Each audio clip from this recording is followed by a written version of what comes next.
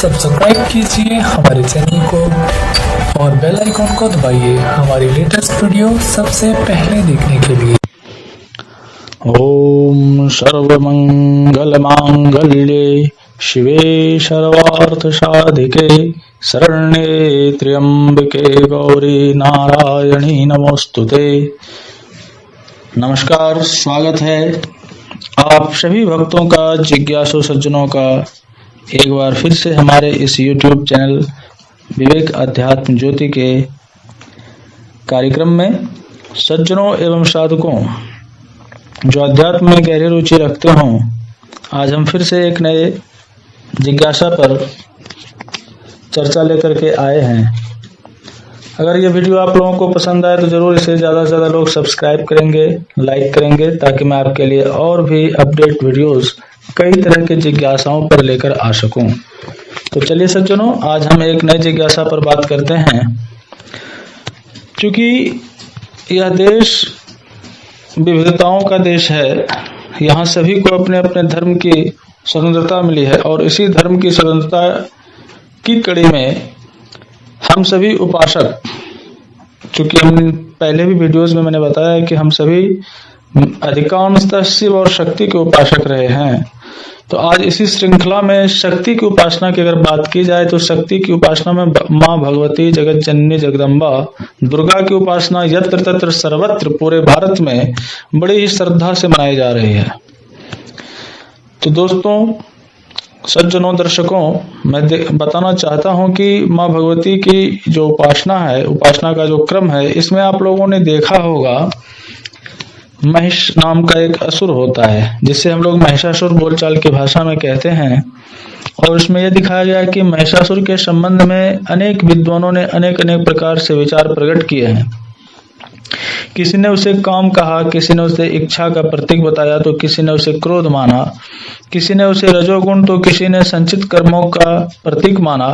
तो इस प्रकार महिषासुर वध से जीव का सत्वोन्मुख होना कहा गया है। यानी किसी ने इसे मोक्ष का प्रतीक कहा है, तो किसी ने इसे सूक्ष्म शरीर अभिमान माना है। सौंदर्य लहरी के डिड्डिम भाष्य में चंडी शब्द की व्याख्या करते हुए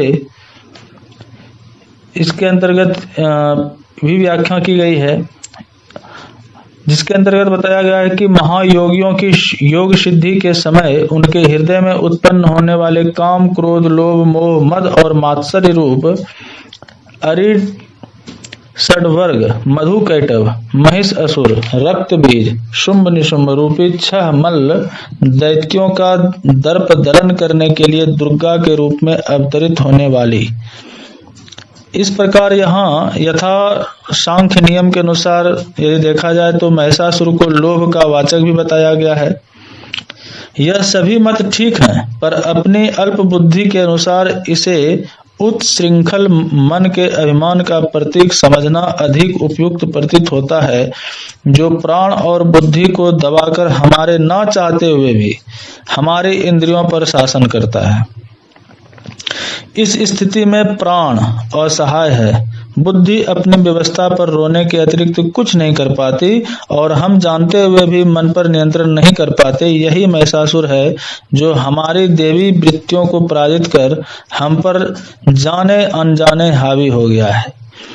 उस ज्योतिर्मयी वांगमयी शक्ति के पूंजीभूत होने से ही इसकी अनंत अभिलाषाओं, अनंत आकांक्षाओं वाली सेना पर विजय पाना संभव होता है। यह मन रूपी महिषासुर मरकर भी अमर है। तो प्रश्न यह उठता है कि फिर इसे छिन्न शीर्ष, यानी कि कटे हुए सिर के रूप में, यानी कि इसे छिन्न शीर्ष मन रूपी महिषासुर की देवी के बाएं भाग से आगे पूजा करने का विधान क्यों किया गया? शक्ति के आगे ही यह नियंत्रित रह सकता है, इसलिए ऐसा किया गया, या कोई और कारण है?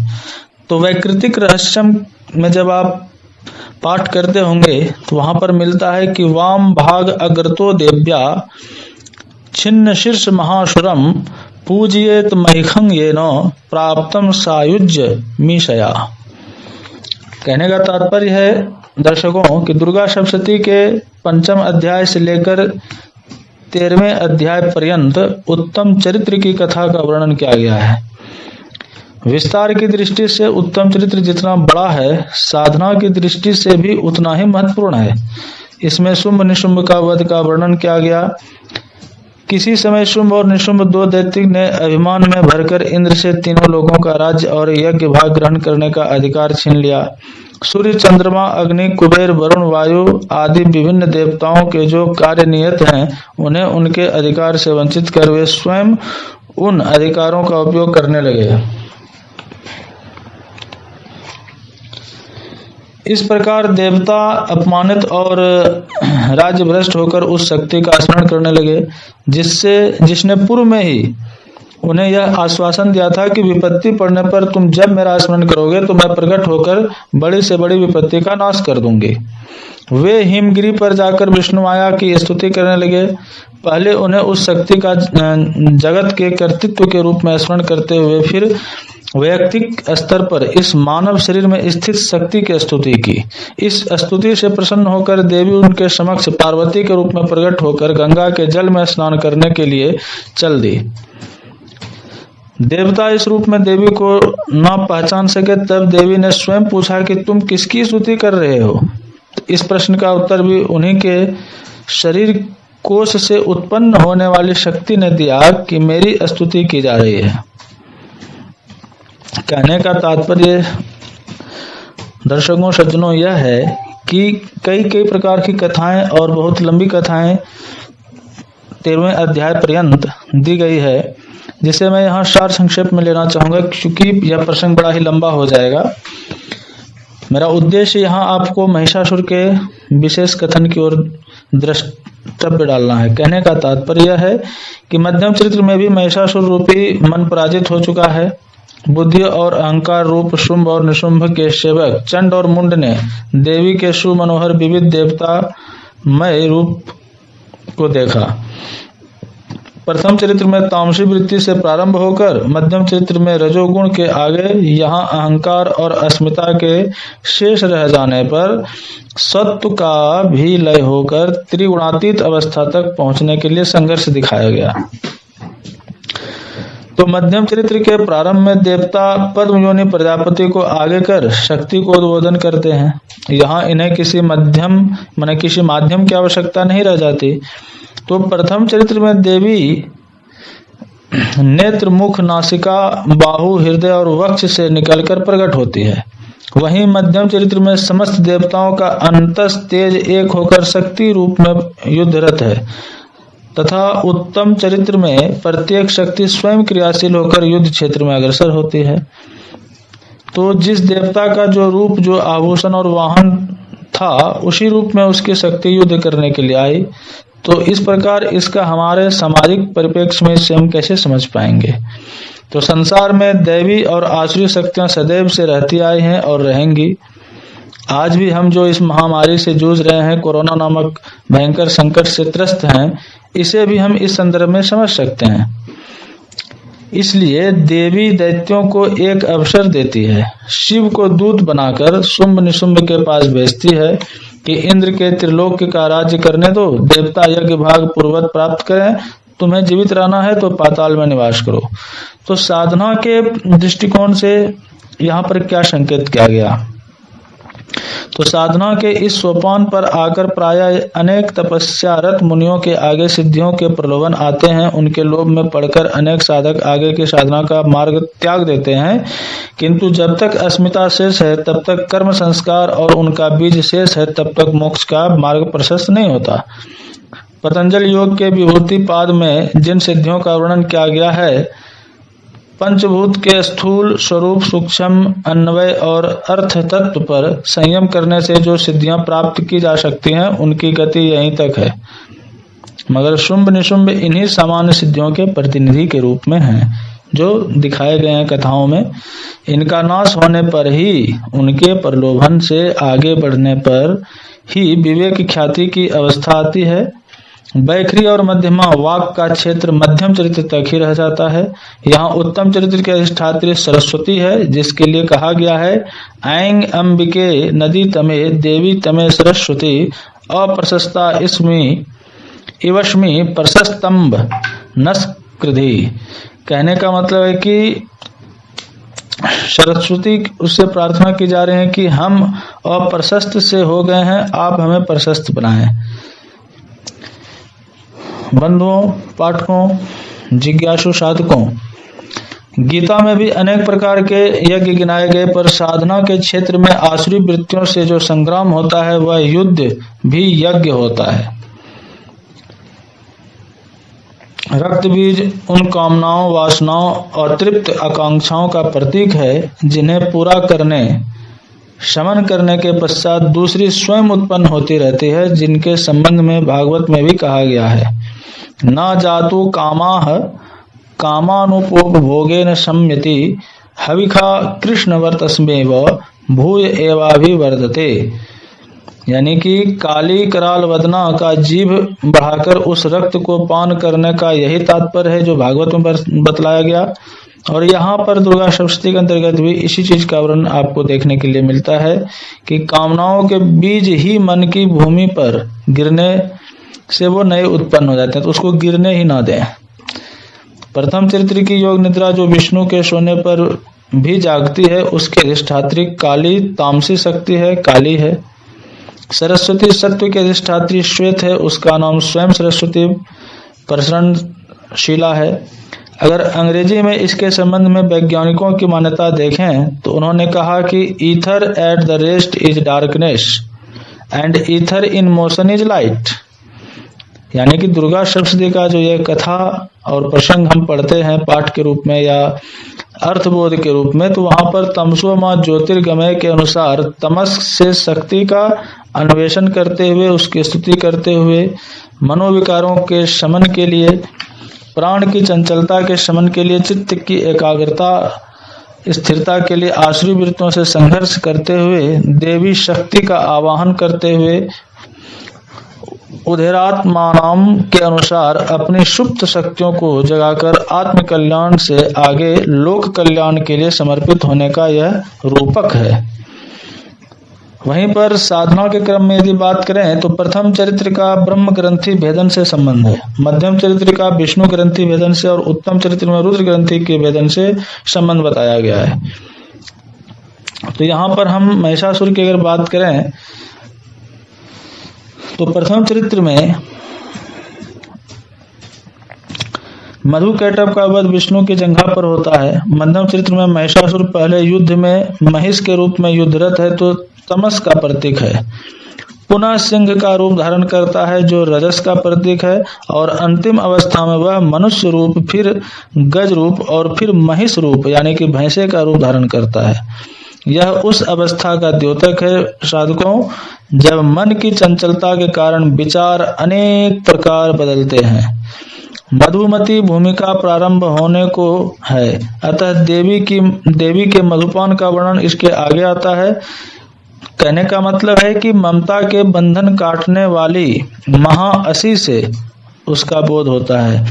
इस प्रकार विकास क्रम की जहाँ उन्नत अवस्था है, वहीं साधना के अंतराय रूप असुरों का बाहुल्य होने पर भी अष्टमात्रिका भी अष्ट शक्तियों के रूप में उन्हें वध करने को उद्यत हैं। पर इन बिखरी शक्तियों से साधना का चरम लक्ष्य नहीं प्राप्त किया जा सकता, इसलिए ये शुंभ के वध के पूर्व वे सारी शक्तियां देवी में लय हो जाती हैं और लय होकर के सम रूप में आ जाते हैं। तो फिर इनके वध का फिर रहस्य क्या है? तो कार्य भावनापन प्रकृति से यहाँ कारण रूपा शक्ति की अनुभूति के स्वर हैं। तीनों चरित्रों में क्रम से क्रियमाण संचित और प्रारब्ध कर्मों का क्षय होने पर ही प्रथम चरित्र में मधु कैटभ वध को ब्रह्म ग्रंथि भेद से सत की प्रतिष्ठा, पुनः मध्यम चरित्र में विष्णु ग्रंथि भेद से चित्त की प्रतिष्ठा और उत्तम चरित्र में रुद्र ग्रंथि भेद से आनंद प्रतिष्ठा है। तात्पर्य यह है बंधुओं कि प्रथम चरित्र में स्थूल शरीर अभिमान से मुक्त ही मधु कैटभ का वध है, और मध्यम चरित्र में रजो रूप सूक्ष्म शरीर अभिमान से मुक्त होना ही महिष असुर वध है, और उत्तम चरित्र में कारण शरीर अभिमान से मुक्त होना ही साधना है। सूरथ जो आत्म राज्य से विच्युत जीवात्मा का प्रतिनिधि है, उसे इंद्रियों पर अधिपत्य प्राप्त होता है। ममत्व रूप समाधि वैश्य को ज्ञान का उदय होने पर ऐसा प्रतीत होता है। तो यदि गीता और दुर्गा सप्तशती को देखें तो बहुत ही समानता आपको मिलेगी दुर्गा सप्तशती और गीता में, क्योंकि गीता में भगवान कृष्ण अर्जुन के सारथी हैं, उसके प्रेरक हैं। यहाँ दुर्गा सप्तशती में शक्ति स्वयं संघर्षरत हैं। आसुरी वृत्तियों के नाश के लिए अंतःकरण की सुप्त शक्ति को जागृत करना दुर्गा सप्तशती का संदेश है। अगर रामचरितमानस में इसे देखें तो वहां भी इसका प्रसंग मिलता है आपको कि रामचरितमानस में रावण वध के पश्चात तासु तेज समान प्रभु आनन लिखा गया है। तो यहाँ पर स्वयं ही देवी के उसी रूप का, यानी कि देवी के उसी रूप की अभिव्यक्ति की गई है जिसे ब्रह्म वैवर्त पुराण में भी बताया गया है कि सर्व स्वरूपाम सर्वेशाम सर्वाधाराम परात्पराम सर्व विद्या सर्व मंत्र सर्व शक्ति स्वरूपिणीम, जो सबका स्वरूप है, जो सबकी नियामिका है, जो पर से भी पर है, जो सर्व विद्यमान है, जो सर्व मंत्रमय है, जो सबकी ही शक्ति रूपा है, उसका साक्षात अनुभव है। तो सज्जनों, साधकों, प्रथम और मध्यम चरित्र का युद्ध 5 वर्ष सहस्त्राणी और पूर्णमब्ध शतंग चलता है, पर उत्तम चरित्र का संघर्ष जागृत स्वप्न और सुषुप्ति से आगे तुरीय अवस्था का द्योतक है। तो उस अखंड काल सत्ता का आभास देने वाला है, जिसके लिए गीता में भी इसी बात को कहा गया कि न तद भाष्यते सूर्यो न शशांको न पावकः। और उपनिषद की वाणी में अगर देखें तो वहां भी यह मिलता है कि न तत्र सूर्यो भाति न चंद्र तारकं नेमा विद्युमो भांति कुतो यमग्निः तमेव भांत मनो भाति सर्वम तस्य भाषा सर्वमिदं विभाति। वहां तो केवल क्षण का ही निर्देश किया गया है। तो इन पूरे निष्कर्ष को अगर देखा जाए तो दुर्गा सप्तशती एक अद्भुत और महानतम ग्रंथ सिद्ध होता है मित्रों, क्योंकि दुर्गा सप्तशती में मंत्र योग, लय योग, नाद योग और संयम आदि के गूढ़ रहस्यों का वर्णन किया गया है। अगर दुर्गा सप्तशती की व्याख्या करें तो कई कई प्रकार से इसकी व्याख्या की जाएगी, जिसमें मूल रूप से इसकी जो व्याख्या है वो यौगिक व्याख्या जो है वो अति उत्कृष्ट व्याख्या मानी जाती है। इसके लिए सांकेतिक प्रतीकों और पारिभाषिक शब्दों का प्रयोग आवश्यक था, इसलिए अस्त्रों के स्थान पर मंत्रपूत जल, हुंकार आदि उच्चारण में उच्चारण का भी विशेष अर्थ में प्रयोग है। सिंह हुंकार की असी, महाअसी, अम्लान पंकजा, माला, क्षण मूढ़ आदि न जाने कितने प्रयोग गुण अर्थों से भरे पड़े हैं, जिसका मैं क्रमशः वीडियोस के माध्यम से आपको बताता चला जाऊंगा।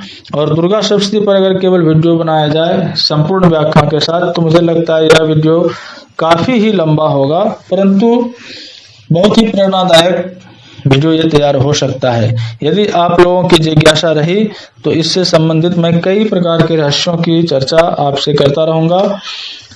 तो मित्रों, आज के लिए इतना ही।